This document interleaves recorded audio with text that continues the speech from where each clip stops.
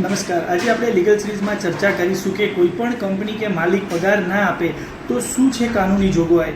તો કાનૂની જોગવાઈ એ છે કે સૌથી પહેલાં જે પણ નોકરી કરાર આધારિત છે કે કાયમી, જો કરાર આધારિત તો કરાર સાચવીને રાખવાનો અને સૌપ્રથમ કોઈ સારા વકીલને રોકી અને કંપનીને લેખિતમાં નોટિસ આપવાની અને ચૂકવણી કેવી રીતે કરવી તે બધું તેમાં દર્શાવવાનું। છતાં પણ પૈસા કે પેમેન્ટ નથી આવતું, અટકેલું પેમેન્ટ, તો લેબર કમિશનરને લેખિતમાં ફરિયાદ કરો।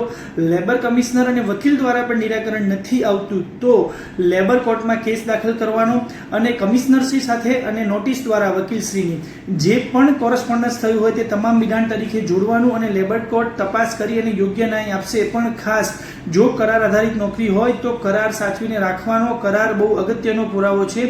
તમારા પર કોઈ પણ જાતનું દબાણ કે કોઈ પણ પ્રકારની એવી કામગીરી કરી હોય, અત્યાચાર, ધમકી, તો તેની પણ તમે અલગથી ફરિયાદ કરી શકો છો। આવા જ વિડીયોને જોવા માટે મારા પેજ સાથે જોડાયેલો। જય હિન્દ, વંદે માતરમ।